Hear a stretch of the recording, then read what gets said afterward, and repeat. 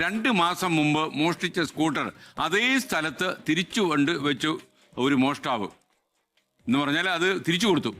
വെറുതെ വെച്ചു പോകുക മാത്രമല്ല, അതിൽ ഫുൾ ടാങ്ക് പെട്രോൾ അടിച്ചു, പുതിയ ടയറും മാറി. ഇതൊക്കെ സ്കൂട്ടറിൽ വെച്ചിട്ടാണ് ഈ കള്ളൻ പ്രായച്ചിത്തം ചെയ്തത്. നല്ല ഫസ്റ്റ് ക്ലാസ് ഒരു കള്ളൻ അല്ലേ? പലപ്പോഴും വടക്കേ മണ്ണയിൽ കള്ളൻ്റെ പ്രായച്ചിത്തമാണിത്. വ്യത്യസ്തനായ ഈ കള്ളൻ്റെ കഥ പറയുകയാണ് ബിപിൻ സി വിജയൻ.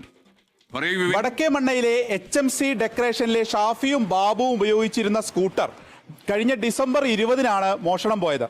പിന്നീട് CCTVകളൊക്കെ നോക്കിക്കൊണ്ടുള്ള അന്വേഷണങ്ങൾ നടന്നു, പോലീസിൽ പരാതി കൊടുത്തു. പക്ഷേ സ്കൂട്ടർ കണ്ടെത്താനായില്ല. ഇപ്പോൾ അപ്രതീക്ഷിതമായി ഒരു 2 ദിവസം മുൻപ് ഈ സ്കൂട്ടർ ആ മോഷണം പോയ അതേ സ്ഥലത്ത് കള്ളൻ കൊണ്ടുവച്ചു. SKMന്റെ അതിലൊരു കമന്റ് ഉണ്ടെന്നറിയോ, നല്ല 1ാം ക്ലാസ് കള്ളൻ. ഇതിന്റെ പിന്നെ ആ വീഡിയോന്റെ ഇതിന്റെ അവസാന ഭാഗത്തുള്ള ഒരു ഡയലോഗും കൂടി ഉണ്ട്. എന്ന് വെച്ചാൽ എൻ്റെ വണ്ടി കൂടെ അവിടെ കൊണ്ടുവന്ന് വെച്ച് തരാം, അതൊന്ന് ഇതുപോലെ പിന്നെ ശരിയാക്കി മാറ്റിക്കൊണ്ടിരുന്നില്ലേ. ഇങ്ങനെ സമാനമായ കുറെ സംഭവങ്ങൾ, ഒരുപാട് വിഷയങ്ങൾ അങ്ങനെ ഉണ്ടായിട്ടുണ്ട്. ഇത് സത്യത്തിൽ എന്ന് വെച്ചാൽ ഒരു കൗതുകമൂറുന്നൊരു സംഭവമാണെങ്കിലും ഇതിൽ നമുക്ക് ഒരുപാട് മെസ്സേജുകളുണ്ട്.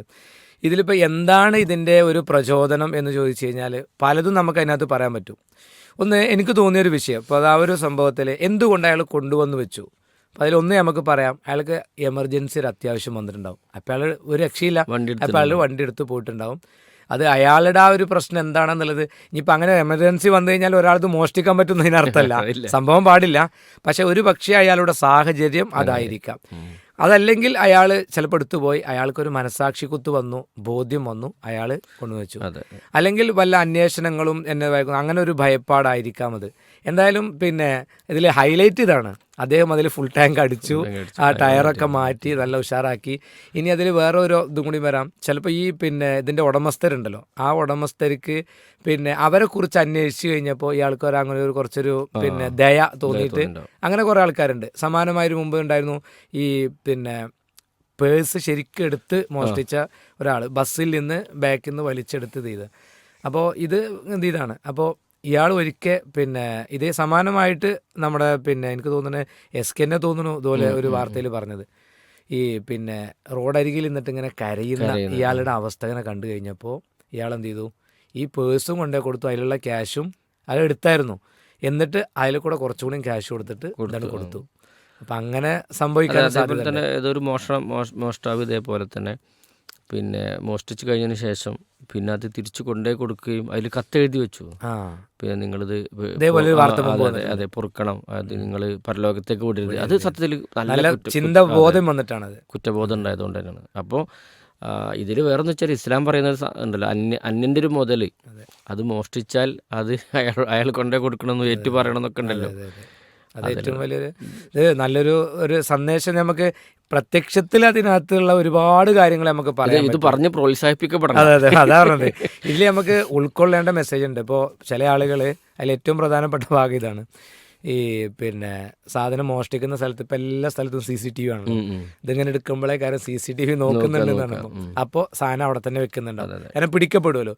പക്ഷെ അതിലുപരിയായി ഇത് എടുക്കുമ്പോൾ എൻ്റെ റബ്ബ് കാണുന്നുണ്ട്, ആ ചിന്ത ഉണ്ടെങ്കിൽ ഒരാൾക്ക് എടുക്കാൻ കഴിയില്ല. CCTV എപ്പോഴും നമ്മുടെ കൂടെ ഉണ്ട്. അതെ അതെപ്പോഴും കൊണ്ട്, മറ്റേത് കേടുവരാൻ സാധ്യമല്ല. അപ്പം അതിൽ ഒന്ന് സന്ദേശം നമുക്ക് ഈ ചിന്തയിലൂടെ നമുക്ക് പിന്നെ നമുക്കും അതുപോലെ തന്നെ പ്രേക്ഷകർക്കും ഒരുപോലെ നമ്മൾ കൊടുക്കേണ്ട സന്ദേശം ഇതാണ്: അന്യൻ്റെ മുതൽ ആഗ്രഹിക്കരുത്, എടുക്കരുത് എന്നല്ല, ആഗ്രഹിക്കരുത്. പിന്നെ അതുമായി ബന്ധപ്പെടുന്നതും മറ്റുള്ള രീതികളും അതെല്ലാം ഇപ്പം നേരത്തെ നമ്മൾ ഈ പലിശൻ്റെ വിജയമായി വേറെ ആളുടെ സ്വത്താണോ ഓരോ ഉപകാരം ഉണ്ടാവില്ല. അത് മോഷ്ടിച്ചതാണെങ്കിലും വേണ്ടില്ല, അത് തട്ടിപ്പറിച്ചു കൊണ്ടുപോയത് അങ്ങനെ രീതിയാണെങ്കിലും വേണ്ടില്ല. ഒരാളുടെ സമ്പത്ത് അന്യായമായിട്ട് എടുത്തെങ്കിൽ അയാളുടെ ഒരു കണ്ണുനീര് അതിൽ വീഴാൻ സാധിച്ചെങ്കിൽ അയാളെ ദുനിയാവ് പോയി എന്ന് തന്നെ പറയാം, പരലോകം പിന്നെ ഉറപ്പാണ്. അപ്പം അത് ഇത്തരം കാര്യങ്ങളിലൊക്കെ നമ്മൾ ശ്രദ്ധ വരിക. ആർക്കെങ്കിലും അങ്ങനെ സംഭവിച്ചു പോയെങ്കിൽ ഒരു ജാഹിലിയ കാലഘട്ടത്തിൽ, അതല്ലെങ്കിൽ അങ്ങനെ ഒരു പ്രതിസന്ധി ഘട്ടത്തിൽ അങ്ങനെ സംഭവിച്ചു പോയോ, തൗബ ചെയ്യാം, അയാളുടെ അടുക്കൽ പോയി ആ സാധനം തിരിച്ചു കൊടുക്കുക. അതോടൊപ്പം അങ്ങനെ ഒരു മാതൃകയായി കാണിച്ചു കൊടുക്കുക. എല്ലാ കള്ളന്മാർക്കും മാതൃകയാകുന്ന പറഞ്ഞ പോലെ ഈ സംഭവിച്ചു കഴിഞ്ഞാൽ ഇങ്ങനെ ആരും എടുക്കരുത് എന്ന നിലക്ക് എന്ത് ചെയ്യുക, അത് തിരിച്ചു കൊടുക്കുകയും ചെയ്യുക, അയാളോട് മാപ്പ് പറയുകയും ചെയ്യുക. നല്ലൊരു സന്ദേശമാണ് കൊടുക്കേണ്ടത്. കള്ളന്മാർക്ക് നല്ലൊരു സന്ദേശം പറയാൻ പറ്റുള്ളൂ. അല്ല, ഇങ്ങനത്തെ കള്ളന്മാരുണ്ട് എന്നുള്ളതാണ്.